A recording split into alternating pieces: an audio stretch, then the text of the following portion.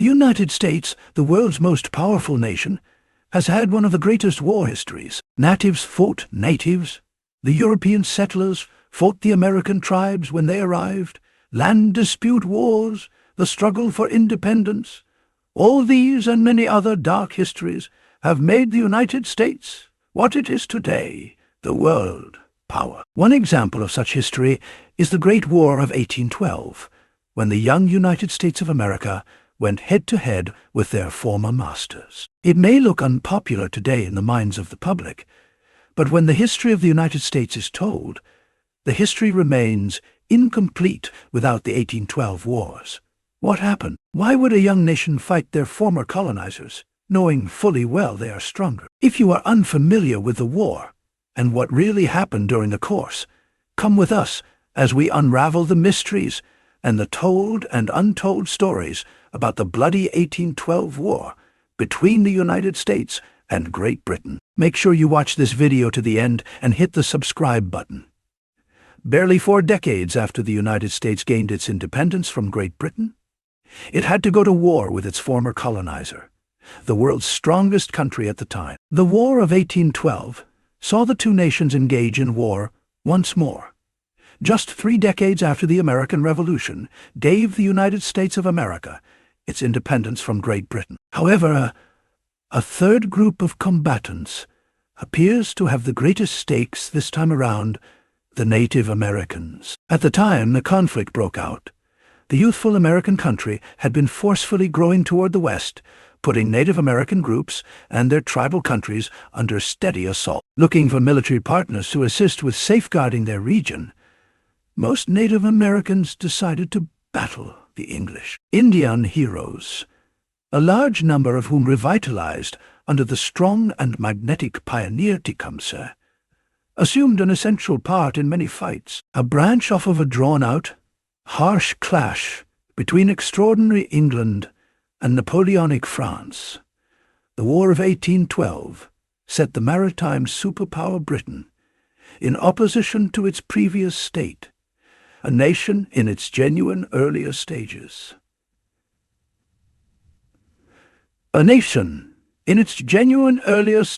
Post-autonomy, the relationship wasn't working out in a good way.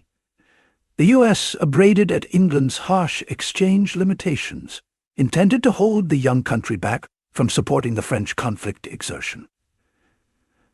Nor did Americans like how their trader sailors were being stolen and constrained into administration for the English regal naval force. As far as it matters, England looked to control U.S. regional development, particularly toward Canada and its excess pilgrim traction on the North American mainland. The British had already shown their support for an increasingly militant tribal coalition along the Great Lakes frontier, because they saw Indian territory as a crucial buffer against U.S. aggression. In June of 1812, U.S. President James Madison issued a statement of war against England, starting the War of 1812. For Native people, groups who had seen their countries consistently usurped by white fighters and pioneers, the conflict would be their last, most obvious opportunity for outside military assistance and a definitive defining moment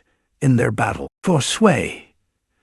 Native Americans and First Nations, or the Indigenous people of Canada, had to decide which powers to support or oppose at the beginning of the 19th century. The harmful actions carried out by U.S. pilgrims against local people were driven by the belief that God destined them to spread democracy and capitalism in the new land. These actions swayed many local individuals towards favoring the English. After the war was declared, Shawnee boss Tecumseh immediately joined the battle, says Donald Fixico, a recognized establishment professor of history at Arizona State College. Born in the wilderness region of the Ohio Valley, Tecumseh harbored deep resentment against American military forces. His father, Pucashinwa, was killed in 1774, and years later, his older brother and mentor, Chizukau, also fell victim to the conflict. As a teenager, Tecumseh joined his tribe's war leader, blue coat, to engage in battles against the U.S. armed forces. In 1791, Tecumseh assisted Root with General Arthur St. Clair's powers at the Clash of Wabash. However, an important defeat at Fallen Timbers in northwest Ohio in 1794 led to a treaty requiring the Indians to give up a significant portion of Ohio to Michigan. Tecumseh wouldn't sign, accepting that nobody's clan could possess the land. Sell a country? Why not sell the air, the incredible ocean, and the earth? He once declared in a discourse. Didn't the incomparable soul make them for the utilization of his youngsters? When they have carried out such terrible acts of injustice against our race, how can we trust the white people? He responded with anger. In 1808, Tecumseh, along with his brother Tenskwatawa, established Prophetstown, a native village in present-day Indiana that emphasized traditional indigenous values and ways of life. With the goal of uniting native people against encroaching white settlers, the Shawnee chief orchestrated a cross-tribal alliance across the Ohio Valley. In an effort to expand his influence, he traveled extensively among various tribes in the Great Lakes and Mississippi Valley, journeying as far north as Canada and as far south as the Gulf of Mexico. With the help of interpreters, the charismatic speaker persuaded many to set aside previous conflicts and unite against the imminent threat posed to their lands, way of life, and freedom. As per Fixico, champions from more than 12 countries addressed Tecumseh's call. From Peoria and Ottawa in the north to Muskogee and Rivulet in the south. You could feel his emotions, even if you couldn't understand his words. All his energetic enrollment served Tecumseh well. On August 16, 1812, he and his Indian armed force joined English powers led by Sir Isaac Brock to bargain a spirit-shattering misfortune to the U.S. Armed Force in their attack on stronghold Detroit. The triumph gave the English and their native partners firm control of the domain around the incomparable lakes and pushed the outskirts line back toward the east for a period. In the wake of facing a few additional battles close by, the English, remembering the last fruitless attack of the Postmates in 1813, fell at the Clash of the Thames. General Isaac Brock, English leader who had depended on Tecumseh's help, said of the boss, "A more quick or chivalrous champion doesn't, I accept, exist." William Henry Harrison, who was governor of Indiana at the time and had tense territorial negotiations with Tecumseh, and later led U.S. soldiers to burn Prophetstown down in the famous Battle of Tippecanoe, was afraid of Tecumseh but respected him. He referred to him as one of those exceptional masters who spring up sometimes to create unrest and topple the laid-out requests of things. Tecumseh's death was a major blow to the Native American morale and halted tribal resistance against westward expansion by Americans.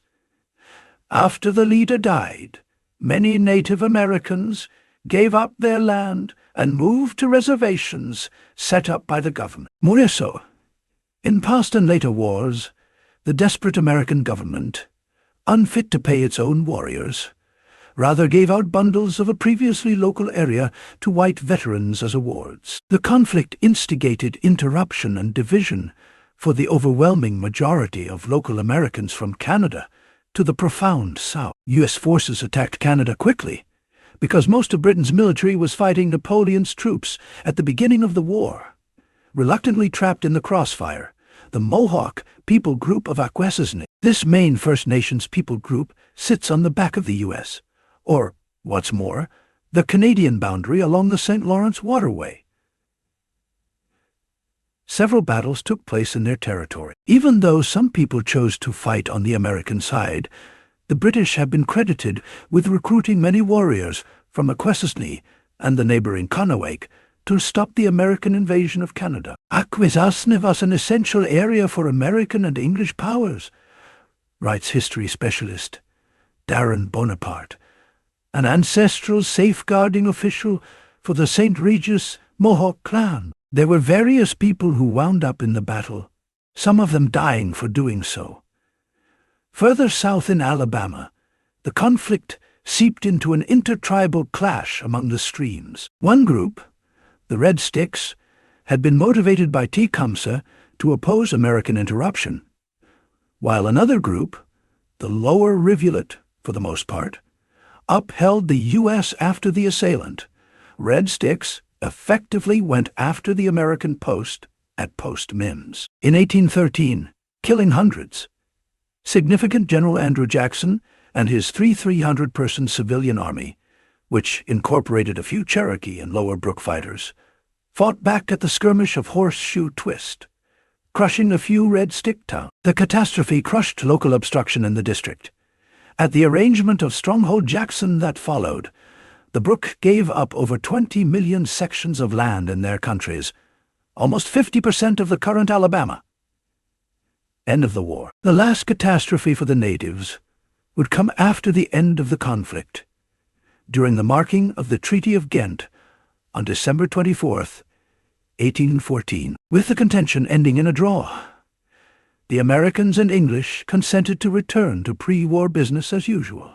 In doing so, the English deserted their local party. Indigenous resistors became significantly less successful in defending their homelands without military and financial support. Following the conflicts, the U.S. accelerated its negotiations with various Indian nations, concluding over 200 agreements that led to the extensive relinquishment of indigenous lands and the establishment of reservations across the country. The individuals who didn't readily leave their familial countries were effectively gotten rid of and driven into lethal excursions like the Southern Clan's Path of Tears and the Navajos' Long Walk. By 1814, both England and the U.S.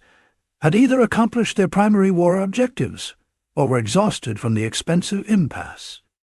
The two of them sent designations to Ghent, which was believed to be an impartial site. The exchanges started toward the beginning of August and finished on December 24th, when a last understanding was endorsed, as the two sides needed to sanction it before it could produce results.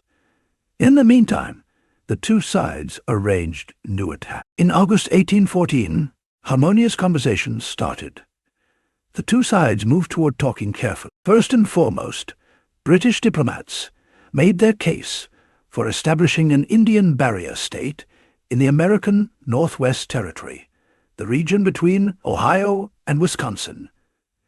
It was perceived that the English would support this state. For a long time, the English system was designed to create a support state to impede American expansion. England likewise requested maritime control of the incomparable lakes and admittance to the Mississippi Stream. On the American side, Monroe trained the American representatives shipped off Europe to attempt to persuade the English to surrender the Canadas, or if nothing else, Upper Canada to the U.S. at a later stage. The Americans likewise requested damages for the consumption of Washington and for the capture of boats before the conflict started. The American Popular Act was offended when Madison distributed the requests, as even the Federalists could now battle on. The English had organized 3 offensives.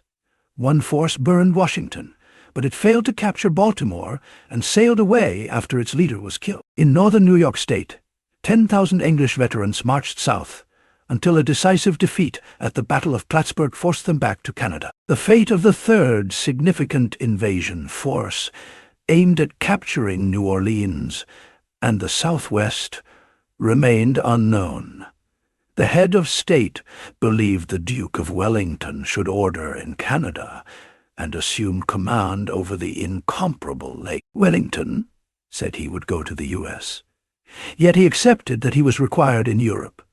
Wellington stressed that the conflict was a draw and that the harmonious discussions shouldn't set regional expectations. I think you have no right from the condition of the battle to request any concession of the region from America. You have not had the option to convey it into the hostile areas, despite your tactical achievement and presently undoubted military prevalence. and have not even gotten your own area on the point free from assault. In any communication guidelines, you should never concede a suspension of the area without receiving alternative benefits for which you have a choice.